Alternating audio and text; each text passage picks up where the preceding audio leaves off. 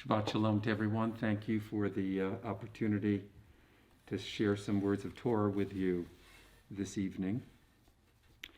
Dolly Parton is an American country music singer, songwriter, actress, author, businesswoman, and humanitarian. She has sold more than 100 million records worldwide. Nathan just fainted when I just said that. You know, Barnaby Bright, it's going to get close.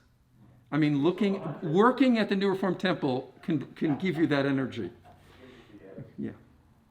Dolly Parton is an extraordinary success as a musician, but she has had a powerful impact on contemporary Jewish education. Let me explain. She grew up in a one-room cabin. She is the fourth of 12 children. Parton's father worked hard for the family but could not read. And this deeply affected her. And let me quote her. "When I was growing up in the hills of East Tennessee, I knew my dreams would come true. I know there are children in your community with their own dreams. They dream of becoming a doctor or an inventor or a minister. Who knows, maybe there is a little girl whose dream is to be a writer and a singer. The seeds of these dreams are often found in books, and the seeds you help plant in your community can grow across the world." In 1995, Dolly Parton created the Imagination Library to benefit the children of her home county in East Tennessee, United States of America. Dolly's vision was to foster a love of reading among her county's preschool children and their families by providing them with a gift of a specially selected book each month. It has expanded throughout the United States and eventually to most English-speaking countries. Today, and I want you to hear this, 1,787,178 children are enrolled. Up until now, 150,606,052 books have been distributed. What a righteous woman she is. Now, what is the Jewish education connection that I alluded to? Harold Greenspoon is an American real estate developer committed to giving half of his fortune away to tzedakah, to charity. And the Harold Greenspoon Foundation is a private foundation established in 1993 with the goal of enhancing Jewish and community life. Inspired by the work of Dolly Parton that he heard on NPR, National Public Radio, he created the PJ Library because he believed that he could impact American Jewish life and American Jewish families by giving the parents the tools to read to their children Jewish-themed books. Every family would have a growing Jewish library. A child can start receiving books as soon as they are born and continue to receive them up until the age of 9, and there's no cost for the books. More than 230,000 Jewish children's books are mailed every month in the United States and Canada. 19,600,787 books in total have been mailed in the United States and Canada. Our community, thank goodness, is part of this wonderful project. And now, books are being published in German, Hebrew, Portuguese, Russian, Spanish, and Ukrainian. It's an incredible story. Now, here is one of the books that is received by the PJ Library. I don't know if it's recently been received, but it's one that is part of the PJ Library. In fact, you can see at the corner, it says PJ Library. The book is called Nachshon, Who Was Afraid to Swim. And it is a children's book with a wonderful adult message. And it speaks to one of the central themes of our weekly Torah portion. How did the Israelites really get out of Egypt? We know the Israelites leave there after the 10th plague. Then Pharaoh changes his mind. The Israelites are on the shore of the Sea of Reeds. They're caught between the deep, treacherous, impassable waters of the Sea of Reeds and the attacking Egyptian army, which wants to stop them and even kill them on the other side. They are panicked. And Moses prays to God, in effect, "Help us, God, or we're going to die." And God says to Moses, "Stop praying. Lift up your rod and hold your arm over the sea and split it." And he does, and the Israelites march through the waters. Now, it's a wonderful miracle story, but not quite a miracle story, or a miracle story with an interesting subtext. Rabbinic tradition tells us that the sea would not part until the Israelites showed enough faith to march into the waters. They were reluctant to do so, waiting for God to work a miracle first.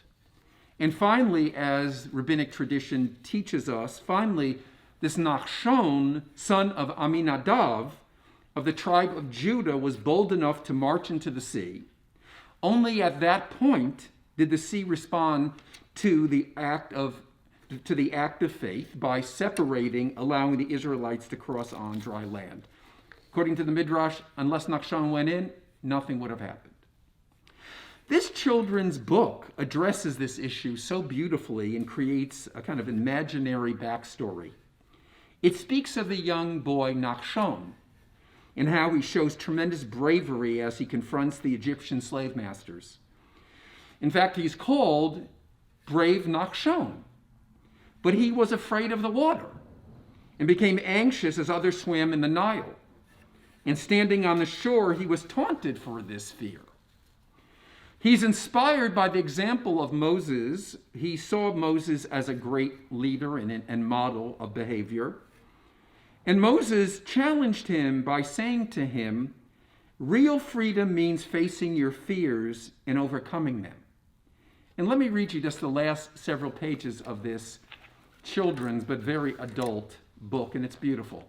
You can get you can buy it for your children or grandchildren, but from Carbon Press. I can give you the link if you don't have it from PJ Library. It says, "Finally Pharaoh gave in. He told Moses to take the Israelites and leave. Nachshon and his family packed quickly without time even to let their bread rise. The Israelites headed to the Sea of Reeds and camped on its shores. Suddenly, in the distance, the Israelites heard a strange noise. First, it sounded like rain, then like a large swarm of hornets, then like a herd of gazelles. Nachshon ran to the top of a small cliff and looked in the direction of the noise. It was the sound of chariots. 'The Egyptians are coming,' he cried. The Israelites wept with fear. They were trapped between the advancing Egyptians and the Sea of Reeds. Nachshon knew what he must do. Moses' words echoed in his mind. Real freedom means trusting in God. Real freedom means believing in yourself. Real freedom means facing your fears and overcoming them. Nachshon stepped slowly in the sea. The water rose from his toes to his ankles, to his knees, to his waist, to his shoulders, to his chin, to his lips. Nachshon repeated silently, "Face your fears, have faith." And just as the water was about to cover his head, a miracle occurred. A strong east wind pushed back the water and created a dry path through the sea.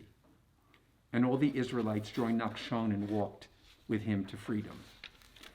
When they reached the opposite shore, the Israelites broke into song, but Nachshon simply waited in the sea and let the cool waters remind him that he was free from slavery and free from his fears.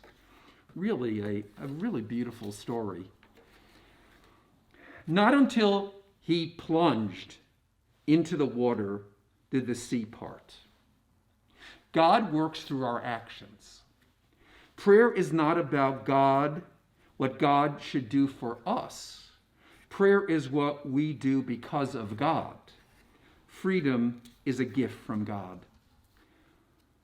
But it must be achieved with human beings taking the first step, literally taking the plunge. A theology based on jumping in is quite profound. Life seems to be, in many different forms, a repetition of Nachshon jumping in, taking the plunge. Very little happens without this. Not everything is purely based on calculation. People need at times to take a risk, to throw themselves into the future, to believe that in the end things will work out, and their boldness has something to do with that success. Think about our own lives. On a wedding day, if a couple is not scared to death, they're fools. The future is unknown, but they take the plunge. I am not a business person, but the creativity, bravery, and strength of people willing to begin a new business humbles me, inspires me, considering this. According to the U.S. Bureau of Labor Statistics, approximately 20% of new businesses fail during the first 2 years of being open, 45% during the first 5 years, 65% during the first 10 years. Only 25% of new businesses make it to the 15th year or more. But that doesn't stop many people, thank goodness. Or people that I know decide in their midlife to change their careers or to pick themselves up and to move somewhere to start again, the plunge. I stand in awe of the bravery and courage of many of our grandparents and great-grandparents who decided to leave the old country and came to America with no knowledge of English, not a penny to their name, in Atlantic Crossing where many died, but they took the plunge. It all comes together. Dolly Parton saw a need, decided to address it. She took the plunge, not knowing what would happen, and she changed the lives of so many young children. Harold Greenspoon, inspired by her, did the same for Jewish education. His leap forward is making Jewish children, it probably be seen, and I don't think I'm exaggerating, that his actions, this PJ Library, will be one of the great causes of American Jewish revival. I am not exaggerating. And you and I are having our Nachshon moments all the time. When we walk forward, feel that we might drown, but we don't. The dream of something new, positive, exciting, inspires us, challenges us to take a step forward with a wall of fears and uncertainties before us. Life confronts us. We can be terrified like the Israelites who felt that they would drown, but then we find our inner Nachshon, what Christian minister Robert Schuller called possibility thinking. It can happen if we make it so. Let us find the inner courage to take the plunge in our lives, if necessary to throw caution to the wind. Often that is the only way that anything good can happen. As Nachshon is told, and we need to tell ourselves, real freedom means trusting in God. Real freedom means believing in yourself. Real freedom means facing your fears and overcoming them. Let us take the plunge. Shabbat Shalom.